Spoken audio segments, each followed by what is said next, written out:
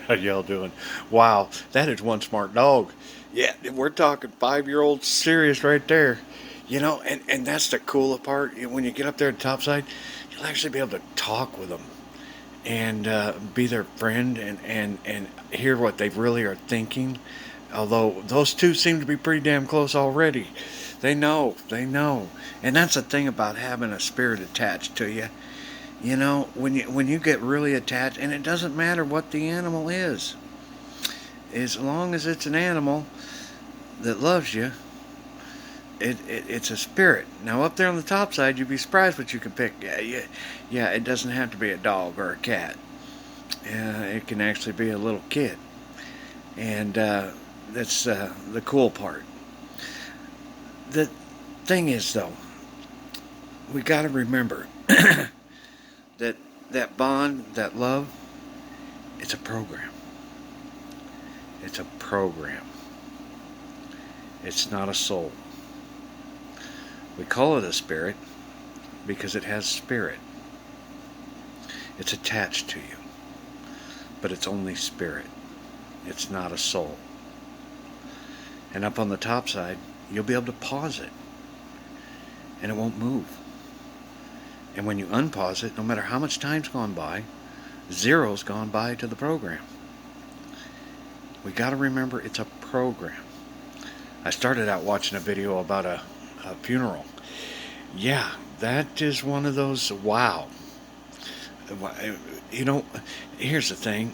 You can't feel bad about those people that are doing that because that's how much we love our pets. And especially a service dog. There's nothing more important because after all, most servicemen are involved with love anyway. That's why they got the job to start with because they want to help. And when they lose a compadre that's a pet, it really hurts. And they want to go all out. Probably don't need to do that though. We definitely, I mean, if we think about how much resources was used to do that funeral for a program, um, it's one of them evolving things. We're going to have to evolve and realize because here's the thing. I seen something earlier today with a little Chihuahua that had no front legs anymore, and it was rolling around on a wheelchair kind of deal. Yeah, that's a tough call on someone who loves that pet. But the best pet answer is to put him to sleep. And I know that sounds awful, but anyone who's confined to a wheelchair will tell you that is not a fun life.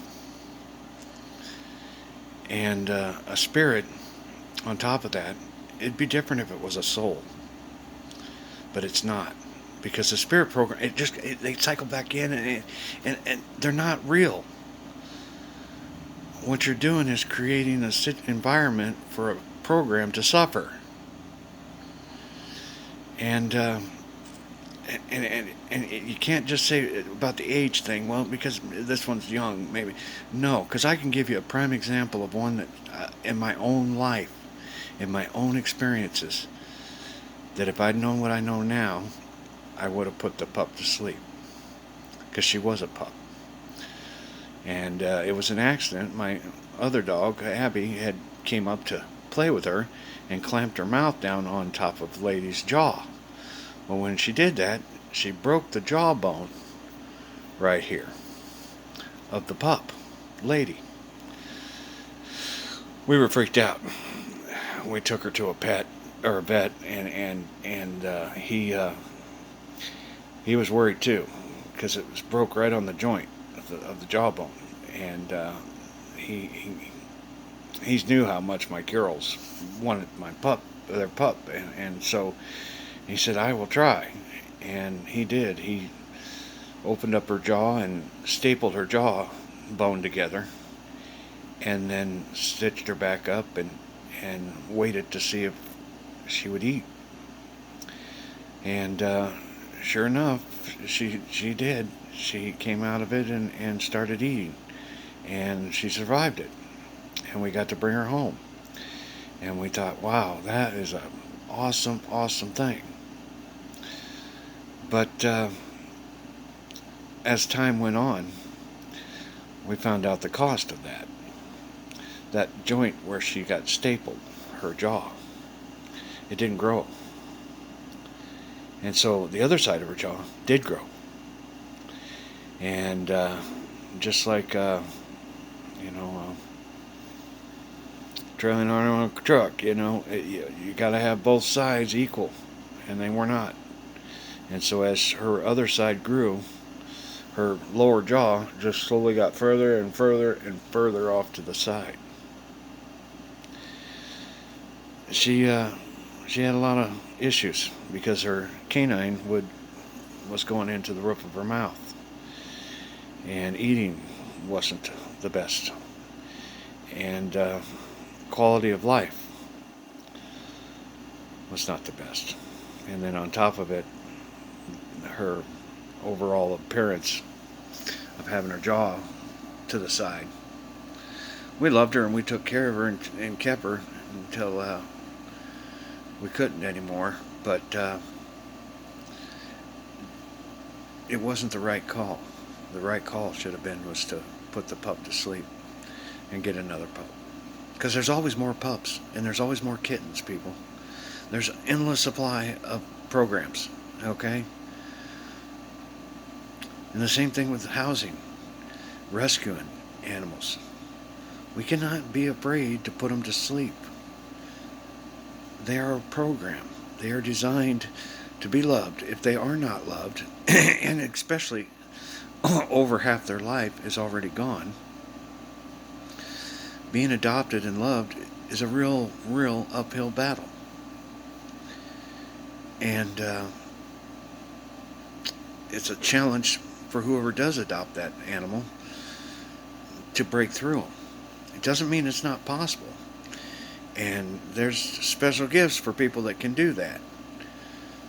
But the best success for any animal, spirit-wise, to bond with another person, a soul, is to get them as a pup or a kitten, as a baby.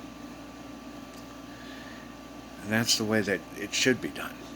And in the future should be the program that when you get the plans to make the adopted child pet in your family, you do it right. You get a baby, and bring it home and let it bond with the family and grow up with the family. And you take care of it as a family, or you yourself. That's how the pet program works in its best case scenario. But like I said, this whole rescuing the animals, we are going to do that. We're not going to let any animal suffer. But we're not going to be afraid to shut them down either. Because it's cruel to let them live in those cages for months on end. If there's nobody to adopt them, you cannot do that. That's cruelty in itself. A spirit program needs to be wild or free or loved. Wild or loved. It can't be caged. That's the worst thing you can do to a spirit. So don't leave them in cages. If there's not an adoption, then put them back in the cycle and let them come back through as another baby. Because they will. They will. It's a cycle program, and each one are slightly different because they have DNA just like us, but it's because of a marker that needs to be able to attach to a soul. If it never attached to a soul, it's nothing. It's just a program. But chances are, most of them that are in those cages right now already did their time and was loved. But whatever the reason, they got there are where they are now. You have to make the hard call and say, yeah, I'm not going to leave this animal caged. I'm going to set it free. I'm going to put it to sleep. And we have to do that. But then we're going to talk about cruelty here in a little bit. That's the next one that I'm coming back with. Because this is something that's really important. Because people need to know what it costs to be mean to his spirits. Because there is a cost. And I'll be back here in a minute to tell you all about it.